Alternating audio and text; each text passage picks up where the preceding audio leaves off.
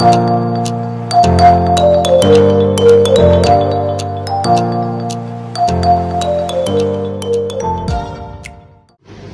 pagi Pak Zul. Selamat pagi Pak Kecu. Ya, sebentar lagi Pak Zul akan melakukan observasi ya. Siap, kita akan melakukan observasi betul, kelas betul, ya. betul. Tapi sebelum kita melakukan observasi, saya akan menjelaskan dulu sama Pak Zul nih tentang tujuan supervisi ini ya. Jadi tujuannya itu kita untuk mengetahui dan mengevaluasi proses pembelajaran yang telah Bapak lakukan di kelas ya. Pra-observasi itu sendiri sebagai persiapan awal sebelum Bapak melakukan kegiatan pembelajaran dan lebih membuat Bapak nanti lebih percaya diri lagi lah. Siap, Ya. betul. Oke Pak Zul, sebenarnya besok itu Bapak akan melakukan pembelajaran itu, tujuan pembelajaran Bapak itu apa ya? Ya, siap Pak Kecu. Jadi besok pembelajaran yang akan saya sampaikan ke anak-anak itu adalah jadi anak-anak bisa menjelaskan alat reproduksi manusia beserta dengan fungsinya. Jadi berarti tentang pembelajaran tentang alat reproduksi manusia ya. Betul. Wah, ini sangat menarik sekali nih. Lalu area pengembangannya ini Pak Zul mau ke kemana nih? Baik, jadi rencana area pengembangan yang akan saya kembangkan besok itu adalah tentu pengetahuannya. Jadi siswa bisa lebih tahu organ-organ atau alat reproduksi manusia dengan fungsinya.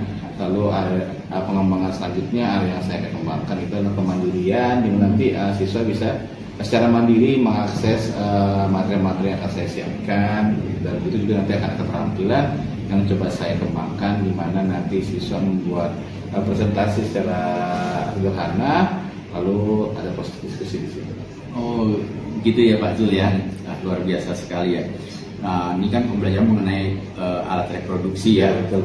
Mungkin ada sebagian orang atau sebagian anak yang belum tahu sama sekali atau betul. bahkan tabu ya untuk membahas ini ya. Nah, ini gimana rencana pembelajarannya Pak Zul nih? Baik, jadi rencana pembelajaran yang akan saya lakukan besok itu tentu saja karena saya akan melakukan pembelajaran berdiferensiasi, di mana di situ ada diferensiasi konten yang saya lakukan. Jadi saya menyediakan berbagai macam konten, baik video, media cetak, ataupun poster.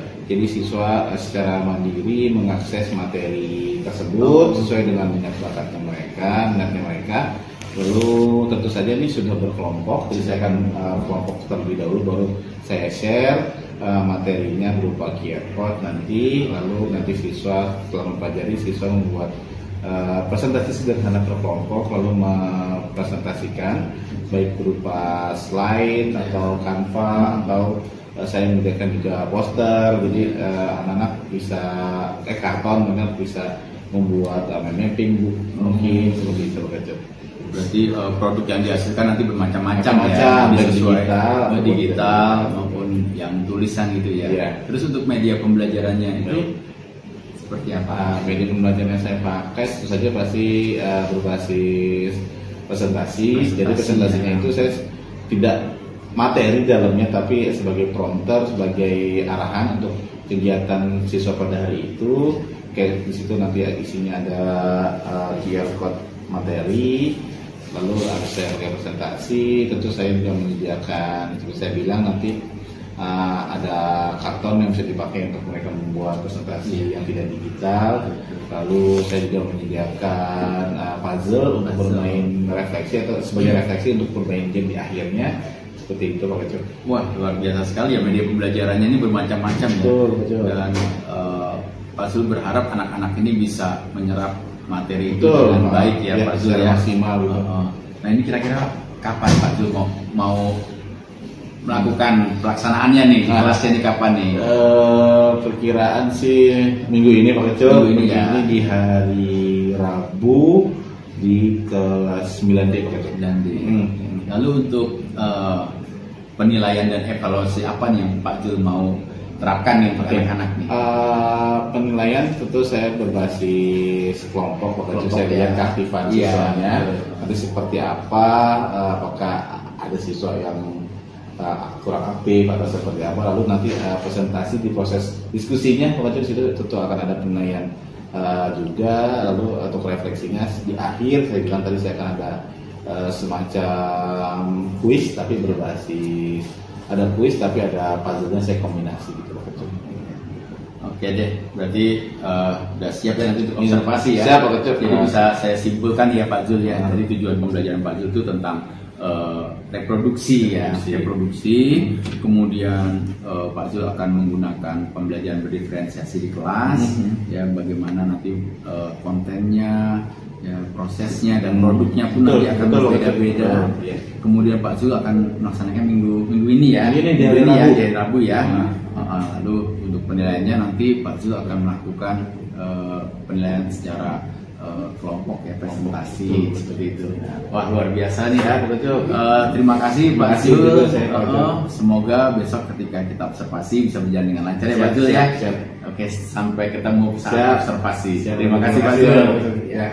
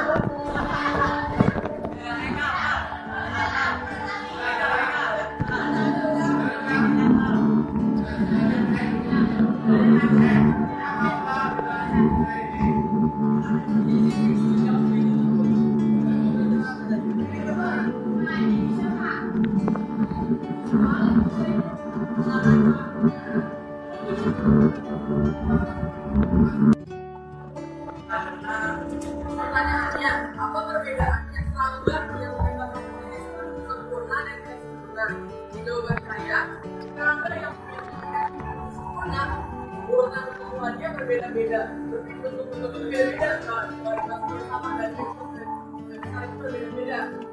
Dan yang tidak sempurna adalah sifatnya tidak berubah atau kembali ke kebebasan.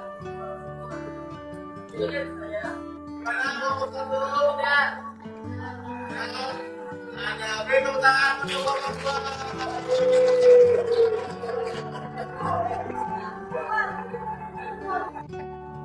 sekali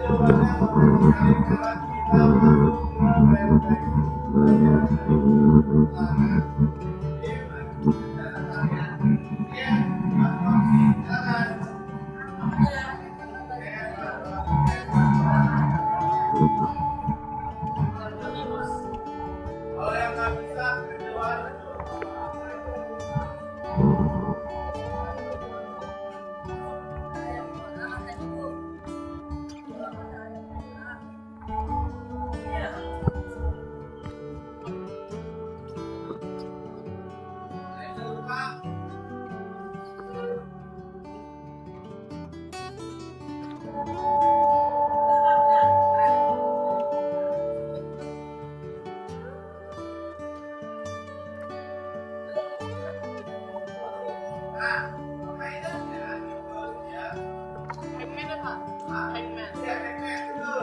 Jadi kalian cari kata-kata yang berhubungan dengan pelajaran hari ini dan kemarin tentang hubungan hewan, ya. Lalu kalau kita berapa, kalau hubungan dengannya, kalau dapat yang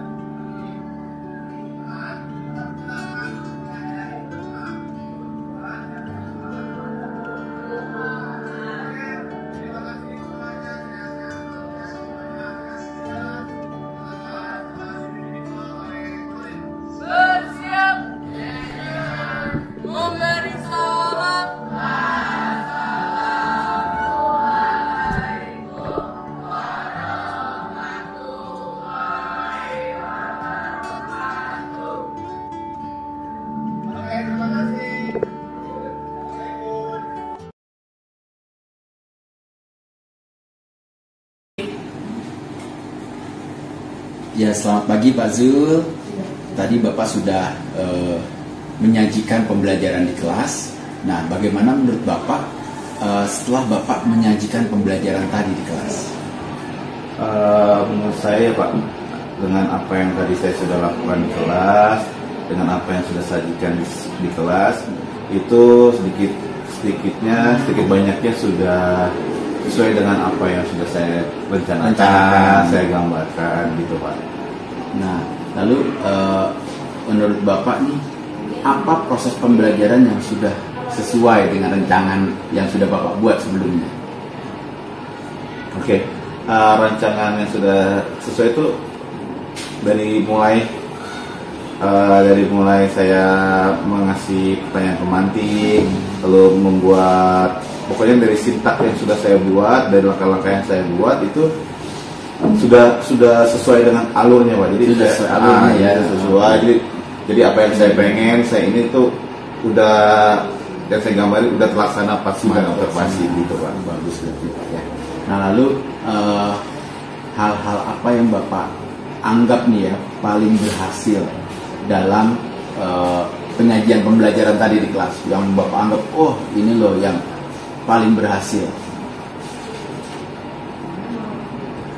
Menurut saya dari hal-hal tersebut yang menurut saya paling berhasil itu ketika observasi itu adalah saya lihat adalah antusias siswa ketika saya melakukan game permainan refleksi Pak. Oh, ya, kan saya ya.